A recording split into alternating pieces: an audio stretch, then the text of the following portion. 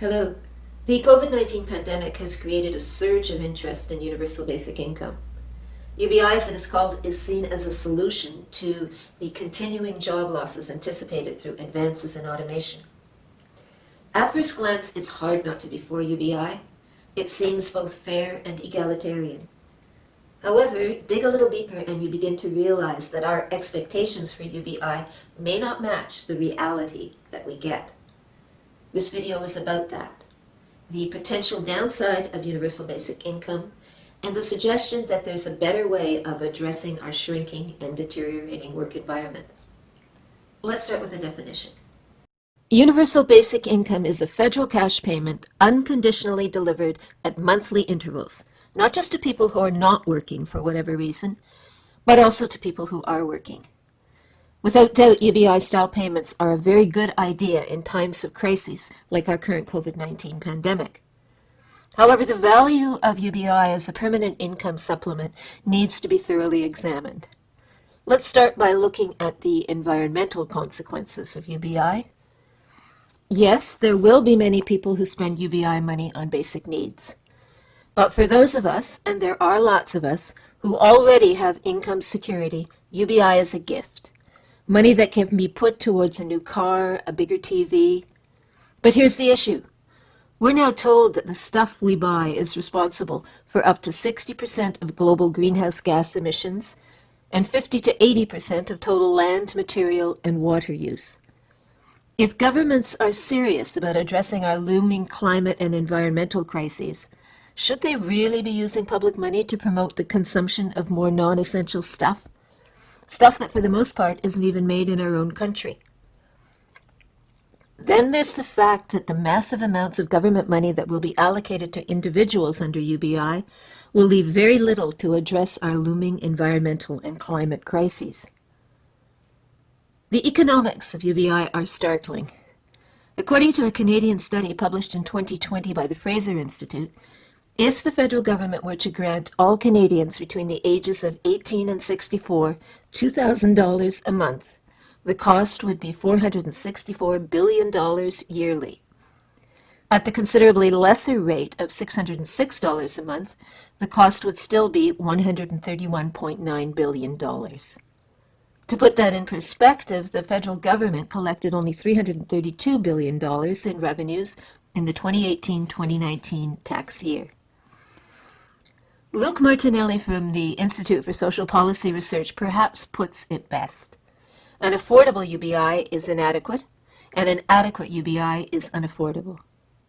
But take note, even the $606 inadequate version of UBI works out to be almost 40% of government revenues. Idealists like to believe we can finance UBI by simply taxing the big corporations and the 1% more.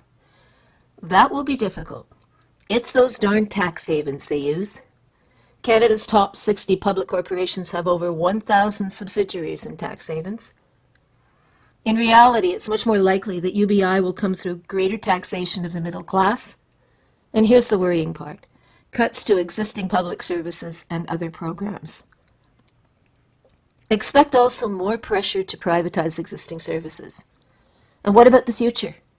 With all that money going to UBI, will we ever get pharmacare or subsidized dental and childcare programs? Where will government find the money for much-needed public transit or public housing? UBI is clearly going to seriously constrain government expenditures. But what about the effect on individuals? A common argument made by UBI enthusiasts is that it will ensure a minimum standard of income for everyone. Workers will be able to afford to wait for a better job or better wages. People will have the freedom to return to school or stay home to care for a relative. That all sounds really good, but is it realistic? A UBI monthly payment of $616 or less will not give people the flexibility to wait for a better job. And if social services are reduced or cannibalized, UBI could exacerbate poverty, particularly for low-income families. Furthermore, UBI does nothing to address the looming layoffs linked to automation, which means that more and more people will be continually competing for fewer and fewer jobs. And that will be stressful. But that's not the only reason this video is called Could UBI Be a Trojan Horse? Have you considered that UBI massively favors big business? First, it lets the corporate world abdicate their responsibility for creating and maintaining jobs, while at the same time the UBI handouts allow them to keep their customers. Corporations can then just focus on profit making, and they'll have fewer and fewer workers to share the profits with, thanks to automation. Second, UBI subsidizes employers who pay low wages. Combine a shortage of work caused by automation with UBI payments that are too low, and what you get is workers who have no choice but to combine their UBI with one or more lousy jobs. In all probability, UBI will increase precarious work, and that will lead to increased inequality. Third, financing UBI leaves government with little room to participate in the economy. UBI will actually shrink the role of the state. Perhaps that's the reason neoliberal economist Milton Friedman liked UBI. We at Democracy Alert do understand the appeal of UBI, especially if you're trapped in what author David Graeber called bullshit jobs, jobs that seem meaningless or are endlessly precarious. But money won't solve those problems, and the benefits could conceivably be short-term, because UBI payments will lead to increased consumption, and that increased demand could lead to inflation. But will there be a corresponding rise in UBI payments to match that? Don't count on it. To be clear, in arguing against UBI, we're not arguing for the status quo. Automation is going to cause substantial job losses, and that needs to be addressed. But the solution is not cash payments.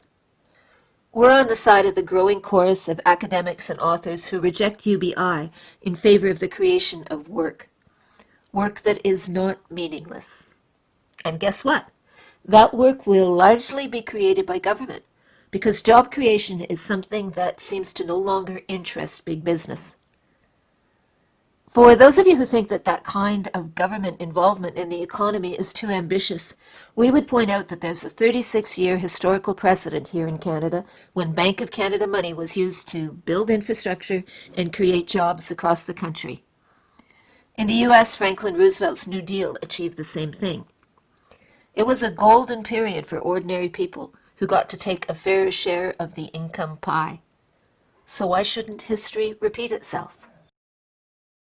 So how do we conclude? In our opinion, UBI is a band-aid approach, one that addresses immediate bleeding but does nothing to cure the underlying illness. The illness is growing unemployment and precarious work, and the remedy is job creation by government. Our next video is going to look at what jobs might look like and what the role of government would be. People are working on this, so stay tuned. And consider looking at some of our other videos. They too are controversial. And that's it.